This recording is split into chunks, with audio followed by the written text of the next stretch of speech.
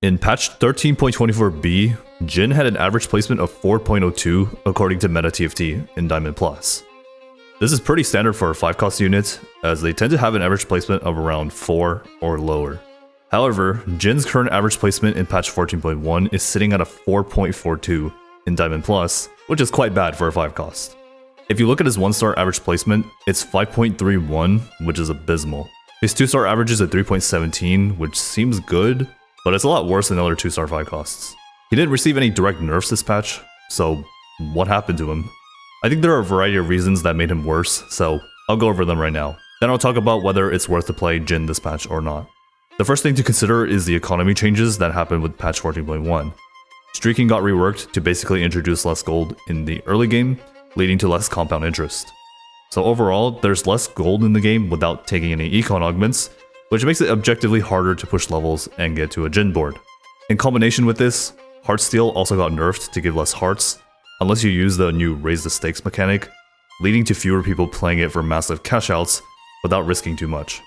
Typically, since Ezreal is a big shot champion, you tend to play Jhin with him as well, but since there's less Ezreal, it's probably just harder to hit a Jhin board, because there's not that many people playing around Ezreal compared to last patch, and also the Heartsteal nerfs have made it a little bit harder to hit a Jhin board.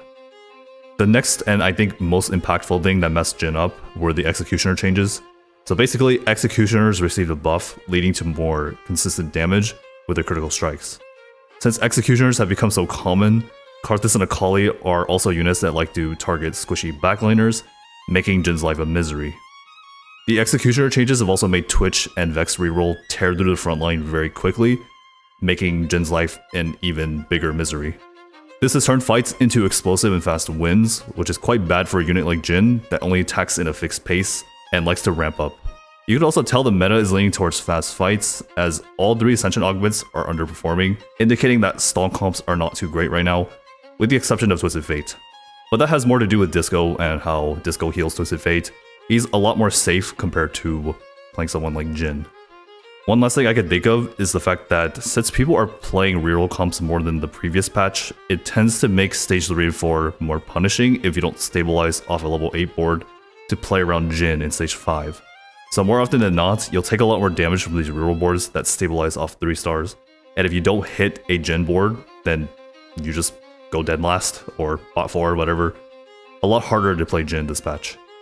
So knowing all this, is it even worth playing Jhin in patch 14.1? In my opinion, not really. You should only play Jhin if you're playing from ahead or if you have an Edge of Night. If you look at the current stats for Jin's items from tactics.tools, you can see that Edge of Night gives him a huge negative delta, indicating that this item is extremely powerful on him at the moment, which makes sense. In fact, I lost to his 2-star Jhin that was holding an Edge of Night the other day, so he's definitely still viable, you can definitely still win with him, but he suffers against the current meta a lot. So if you don't have a good spot for him, you're more than likely going to play spot 4 if you play Jhin on your board. If you don't have a good spot for Jhin, I wouldn't recommend picking him up in your shop unless the lobby is not playing Executioners or something, but that's very unlikely.